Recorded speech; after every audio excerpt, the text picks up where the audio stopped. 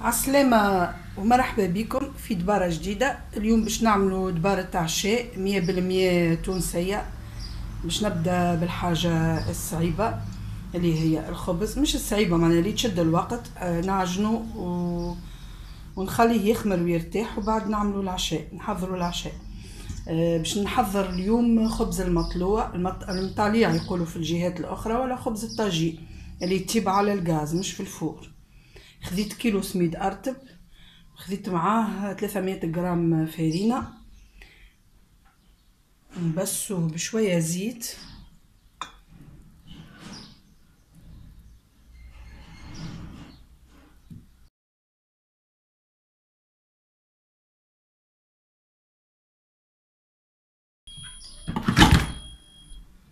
لهنا بعد ما كملت بسسته باش نحط باكو خميرة نتاع خبز. مانيش باش نحط الخميرة مع الماء وتتفاعل مع بعضها، خاطر انا الكوجينة ديجا دافية شوية. وباش نكمل بقية المكونات اللي هي زوز مغارف كبار ملح، نحطهم بعضو ديما على الخميرة. انا من الناس اللي ما نحبش نحط السكر مع الخميرة، خاطر بطبيعتها باش تخمر. عندي كعب عظم،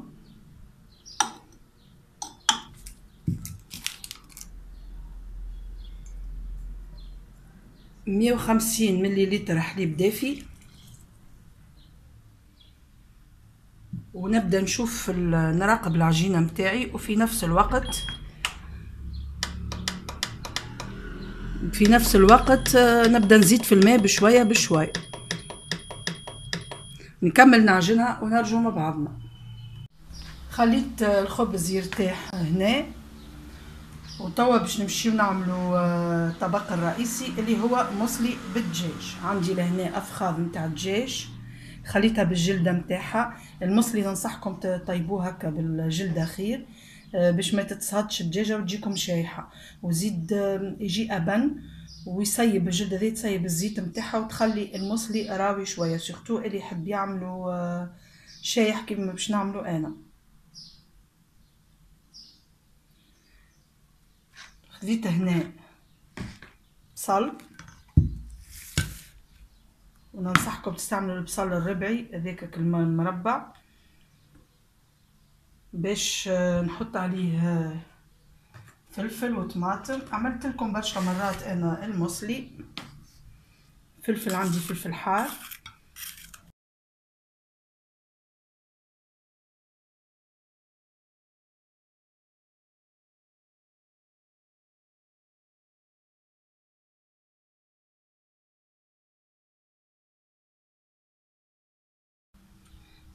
حطوها في خذ الدجاج،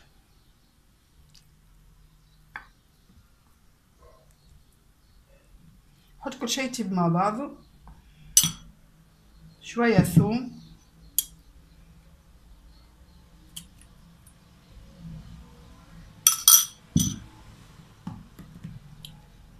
تبلو كرويه، كليلو زعتر، ملح، فلفل زينه، نسيت الكركم، مغرفه كبيره كركم، ونحط بقيه الفاحات.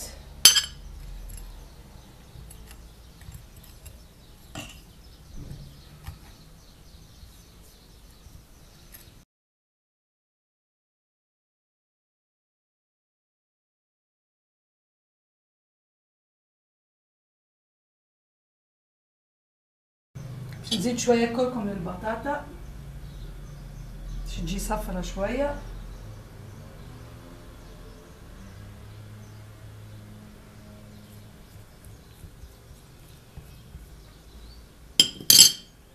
ونحط كاس ماء هكا هاو، وبعد هيك الخضره اللي فيه الكل باش تسيب الماء نتاعها.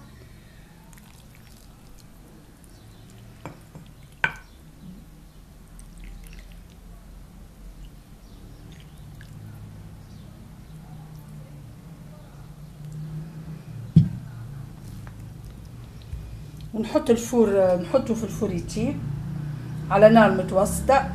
وقت اللي يشيح بكله، خاطر باش نعملو شايح وقتها نخرجو. حطيت المصلي يطيب، وطاب باش نحضر شوربه لسان عصفور وطاجين منسوقه. بالنسبه للشوربه نحط مغرفه هكا صغيره خاطر انا باش نعمل 4 اشخاص وباش نكيل الشوربه ب4 مغارف كيف ما كايه، كيما قلت لكم في الفيديو اللي فات. المغرفه تطيح صحفه الشخص واحد، معناها انتوا تنجموا تحطوا الشوربه على قد افراد العائله نتاعكم، وما نحبش تجي مطمطمه، تجي هكا خير. الثوم هذا صدر الدجاج اللي قعد، حطيت الافخاذ للمصلي، والصدر نظفته ونحيت له الجلده نتاعو، وبطبيعه الدجاج ديما ننظفوه بالقارص ولا الخل، وقسيته وقسمته من بين الشوربه والطاجين. باش نحط شويه ثوم في الزوز.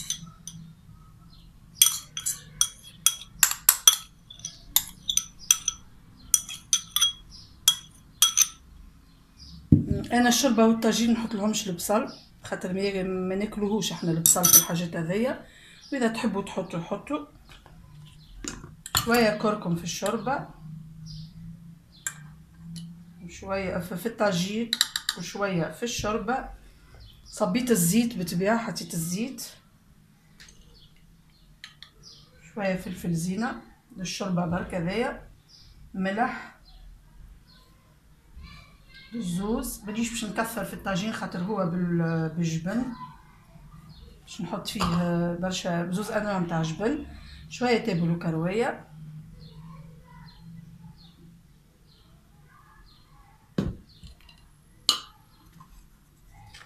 نخلط هذوما مع بعضهم. انا من نوع اللي ما نقليش الماكله، ما نحبهاش نقليها برشا. باش نصب الماء، نحطهم الزوز يطيبوا، ونصمت العظم للطاجين. وهذيا اذا طاب الحمص والدجاج نرمي ديريكت الشوربه، باش نحط 4 مغارف كما قلت لكم، ونرجعوا نشوفوا شنو باش نعملوا بعده. باش نحضر السلطه، خس وفجل وخيار وطماطم. نقصها جويده هنا على الاخر، قد ما تقصوها جويده تجي بنينه راي.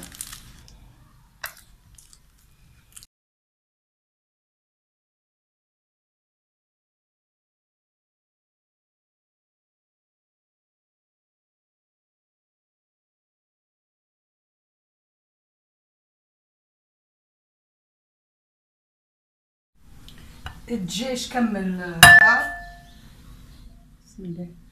الدجاج كمل طاب، باش نزيد عليه جبن موتزاريلا.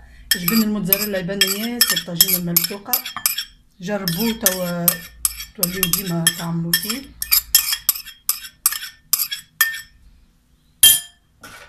صمت كعبتين عظم باش نقصهم.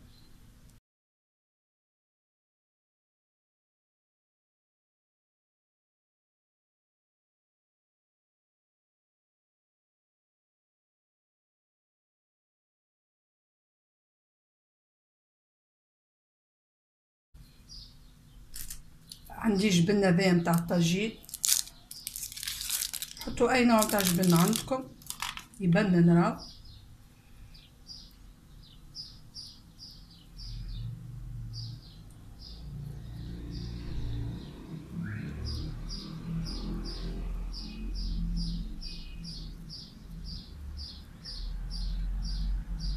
نمسح يديا ونرجع لكم.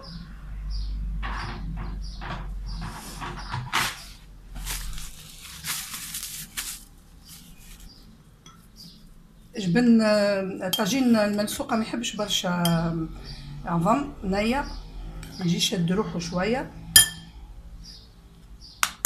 باش نعمل كعبتين،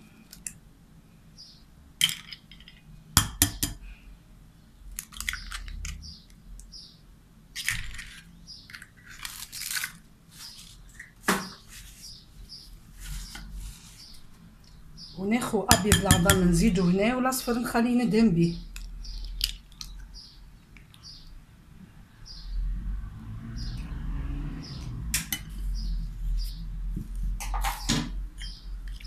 خلط هذم الكل مع بعضهم.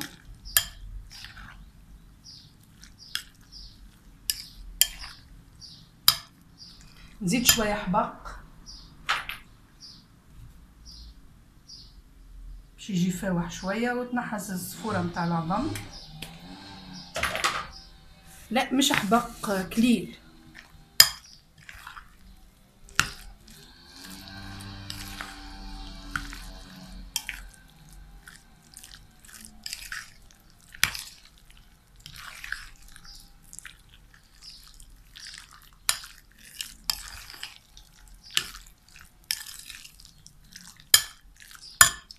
عندي لهنا المول نتاع التارت، تعجبني في طاجين الملسوقه، ما نقعدش نفرش الورقات على برا، بعد نقعد نسكر منها صعيبه الحكايه.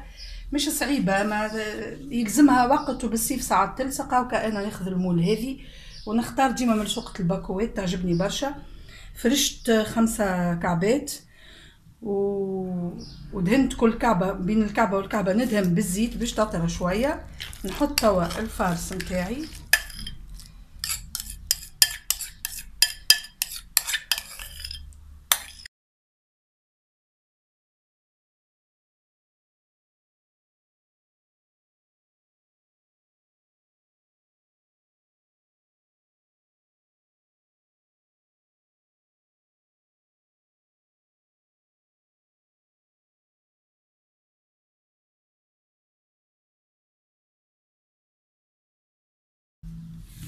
نحط شويه زبده.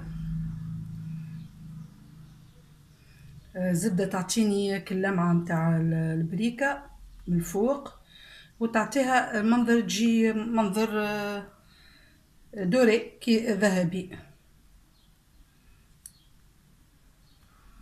نحطها توا تيب على نار متوسطه، ونمشيو نتعداو نحضروا الخبز.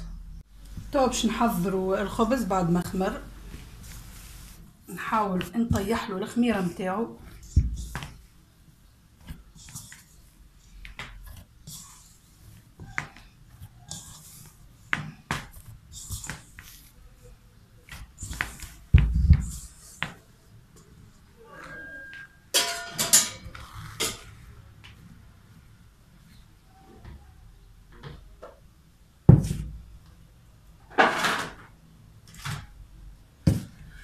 نشكلوا توا دائرات صغار ولا كبار كيما تحبوا.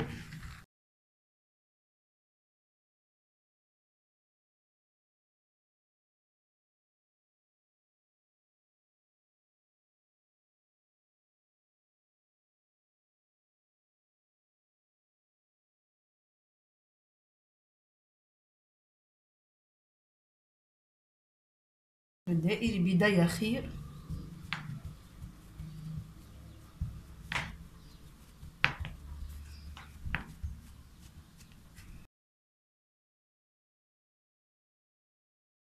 الخبز قاعد يطيب، كل مرة نقلب فيه. نكمل نطيب الخبز وبعد نتقابلوا على طاولة التقديم. وهكا العشاء يكون حضر. هذيك السلطة فوحتها بشوية زيت وقارص وملح. هذيك الشوربة متاعنا، خليت كل شيء في حاجته بنقص غسيل معون. هذاك الطاجين ما لقيتش وقت باش نزيد نحمره اكثر.